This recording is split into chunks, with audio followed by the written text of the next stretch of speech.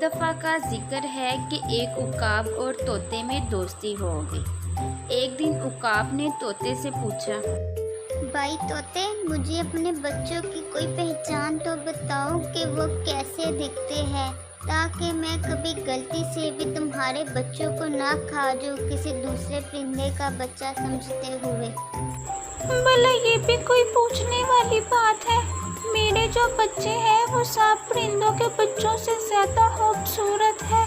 नीली नीली आंखें उनके और खाल उनके रंग बिरंगी मेरे जैसी है, और वो बहुत ही खूबसूरत, और आवाज़ उनकी इतनी सुरीली कि तुम सुनो तो सुनते ही रह जाओ। तुम कभी गलती से भी मेरे बच्चों को खा ही नहीं सकते उनकी खूबसूरती को देखकर। चलो, ये तो बहुत अच्छी बात है कि तुमने मुझे उनकी पहचान बता दी। पूछना तो मेरा फर्ज था ना कि कभी गलती ना मुझसे कोई हो जाए और हमारी दोस्ती में कोई दरार ना आ जाए। मैं इनकी पहचान रखूँगा और उनके करीब कभी नहीं जाऊँगा।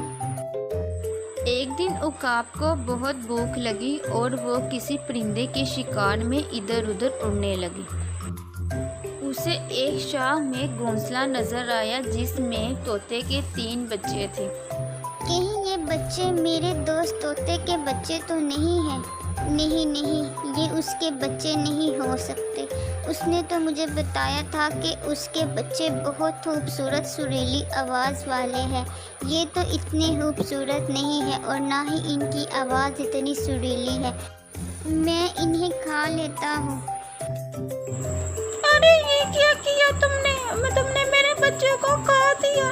ये मैंने क्या कर दिया? अपने दोस्त के बच्चों को खा दिया। उकाब शर्मिंदा हो गया और वहाँ से उड़ गया। मेरे दोस्त उकाब ने ही मेरे बच्चों को खा दिया। ये कैसी दोस्ती थी?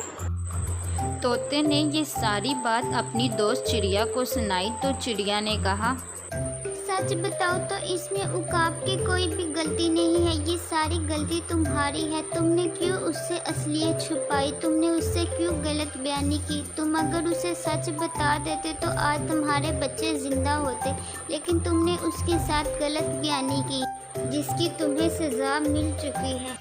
तुम्हें उसके साथ झूठ नहीं बोलना चाहिए था। इसमें झूठ बोलने वाली क्या बात थी? वाकया में मुझे सब परिंदों के बच्चों से अपने बच्चे प्यारे लगते थे। तो इस कहानी से हमें ये सबक मिलता है कि हमें हमेशा सच बोलना चाहिए और सच्चाई का साथ देना चाहिए।